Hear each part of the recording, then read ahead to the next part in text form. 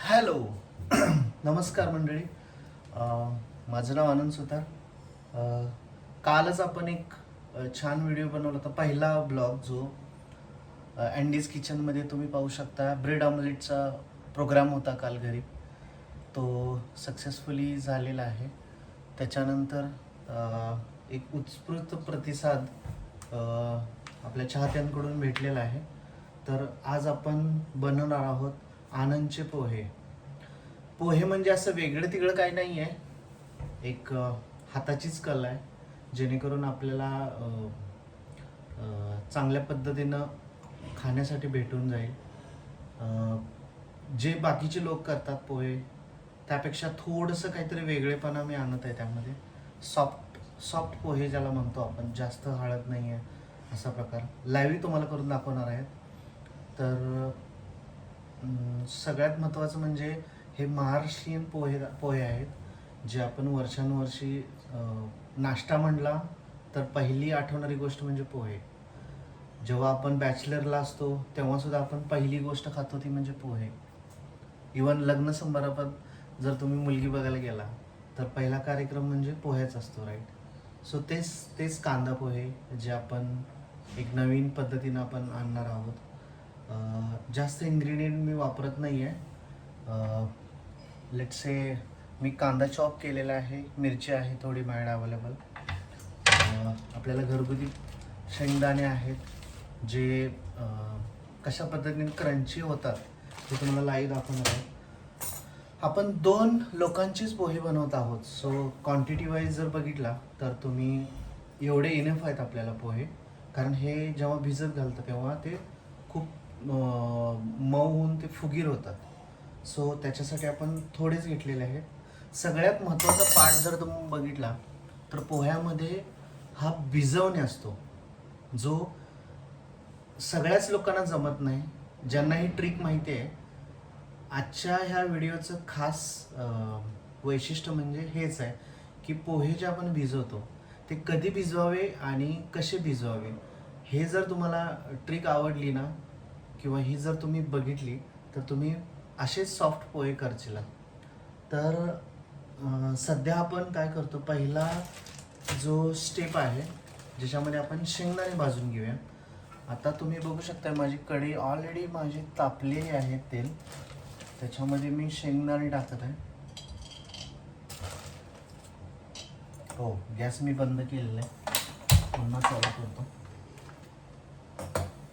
तर पहिला जी स्टेप आहे पोह्याची ती आपण शेंगदाणे भाजून घेऊया. याचं रिझन असं आहे की जेव्हा तुम्ही ओनली तव्यावरती भाजता तेव्हा ती क्रंची होत नाही आहेत, पण जेव्हा तुम्ही तेलामध्ये परतून पोहे बनवता, शेंगदाणे भाजता, तेव्हा ते खूपच क्रंची होतात.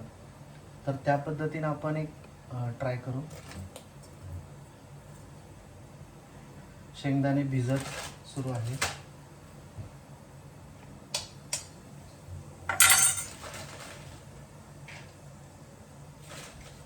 तुम्हाला दाखवतो पण मी शेंगदाणे किती घेतलेले आहेत मी. हे माझे कांदा जो चॉप करून मी ठेवलेला आहे, हे माझ्याकडे पोहे अवेलेबल आहेत. त्यानंतर काहीच मसाले माझ्याकडे शिल्लक आहेत सध्या.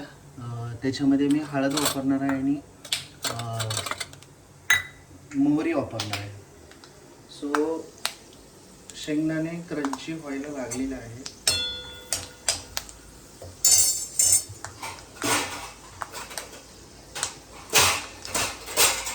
तुम्ही बघू शकता, एकदा का त्याचा पोहे शेंगदाण्याचा रंग बदलला तर आपण त्याला, सध्या जास्त गॅसचा फ्लो जास्त वाढवला होता फास्ट करण्यासाठी. तर आता शेंगदाण्याचा फ्लेवर आलेला आहे.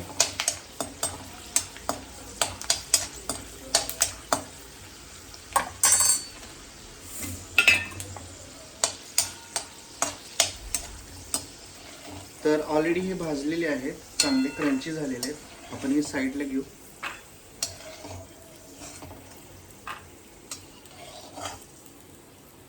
त्याला तेल लागलेलं असतं, सो थोडंसं साईडला घेऊन आपण त्याला बनवू.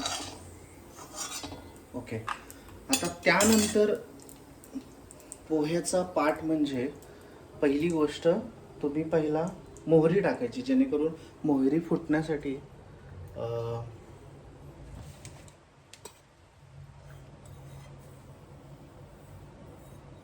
साधारण एवढी मोहरी भास होते आपल्याला 2 पोह्यासाठी. सो मोहरी टाक. तुम्ही बघू शकताय मोहरीचा पण तडका छान झालेला आहे. आणि क्रंची पोहे तुम्हाला दाखवायचं होतं की तेलामध्ये टाकल्यानंतर कसं क्रंची होतं. आता पार्ट सगळ्यात महत्त्वाचा जो पार्ट आहे तो आत्ता येतो. याच्यानंतर आपण त्यामध्ये मिरची टाकणार आहोत. मिरची टाकल्यानंतर मस्त ती भाजून घ्यायची. मिरचीचा तडका चालू आहे ऑलरेडी, पूर्ण नाही करू द्यायची. त्याच्यानंतर कांदा आपण टाकायचा आहे.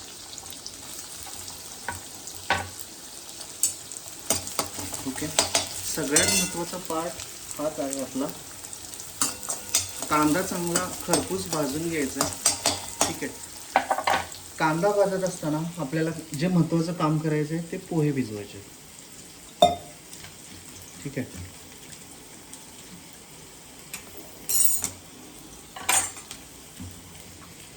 पोहे भिजवायचे.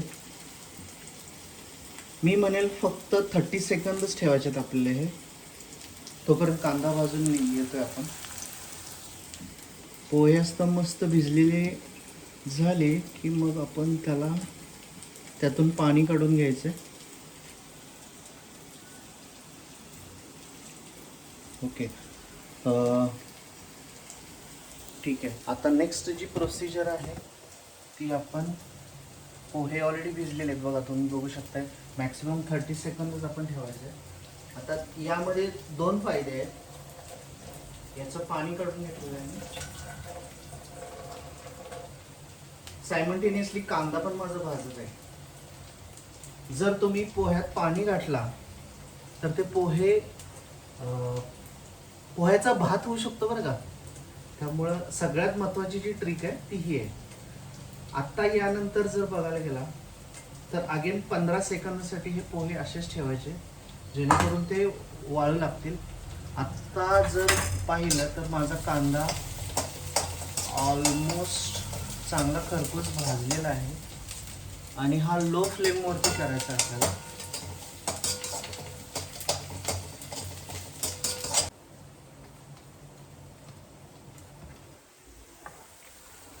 तुम्ही बघू शकताय कांदा खूप क्रंची झालेला आहे. क्रंची. आणि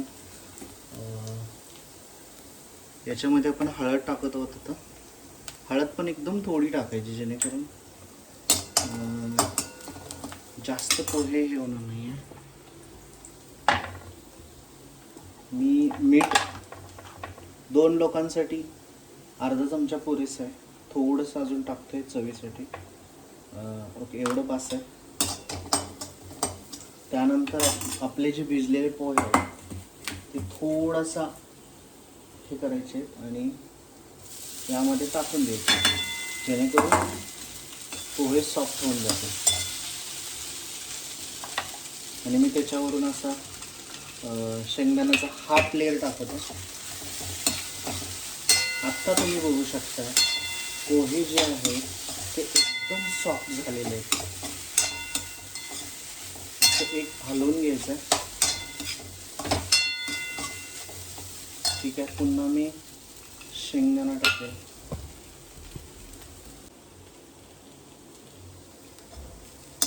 तुम्ही बघू शकता एकदम सॉफ्ट झालेले आहेत पोहे. जास्त हळद नाहीये. तर हीच आपली वैशिष्ट्य होती आजच्या पोहेची. आणि याच्यावरती आपण रंगरंगवटी करू शकतो, जसे की कोथिंबीर वगैरे आहे, त्याच्यानंतर लिंबू आहे, त्याच्यानंतर शेव आहे, राईट. तर सध्या माझ्याकडे काय अवेलेबल नाही आहे. सगळे अवेलेबल करतात आणि सगळं आणून ठेवतात, बट इट्स ओके. आपल्याकडे आत्ता काय अवेलेबल नाही आहे. जी सगळ्यात महत्त्वाची जी इन्ग्रेडियंट लागतात त्या आपल्याकडे अवेलेबल सगळ्यात इम्पॉर्टंट होते ते आहेत. आणि अशा पद्धतीनं आपण मस्त सकाळचा पोह्याचा बेत झालेला आहे. तर सांगण्याचा उद्देश एवढाच आहे माझा की जसं मी बोललो की पोहे जे आहेत ते अशा पद्धतीनं सॉफ्ट, आपण खाताना पण त्याचं जास्त तेल नाही आहे, त्याच्यानंतर ते सॉफ्टपणा आला पाहिजे पोह्याला. तर त्या पद्धतीनं झालेलं आहे. तुम्ही बघू शकता डिश माझी एकदम गरम आहे. मी टेस्ट करतो आणि तुम्हाला सांगतो कशी झालेलं आहे.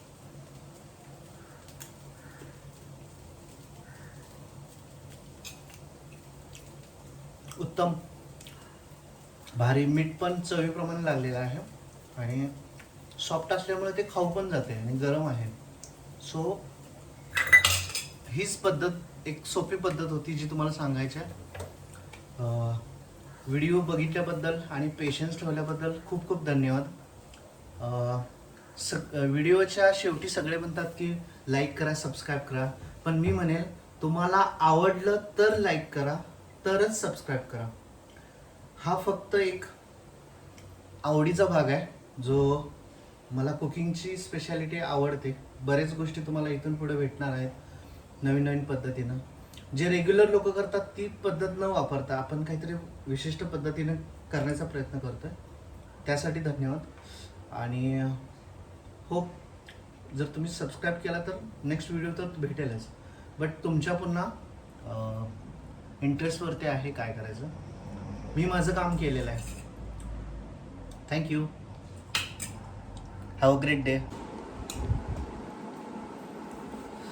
नमस्कार. तर पोहे बनवून झालेले आहेत. एक प्रतिक्रिया असते, एक उत्साह असतो की आपण पोहे बनवल्यानंतर ते दुसऱ्यांना कसे आवडतात. तर हा विशाल आहे माझा मेहुणा, जो तुम्हाला सांगेल की पोहे खरंच चांगले झालेले आहेत की खराब झालेले आहेत. विशाल, ओव्हर टू यू. नमस्कार. ॲक्च्युली जिजुनेंद्र चांगले पोहे बनवल्यात आणि नेहमी चांगलेच बनवतात आणि मी पण ऑफिसला निघणार आहे आता आणि खरोखरच त्याची टेस्ट चांगली असणार आहे. तर खाऊन बघतो. नेहमीप्रमाणे एकदम परफेक्ट आहे. होप दीदी हा व्हिडिओ बघत असेल. लवकर संपूया आणि निघूया. थँक्यू.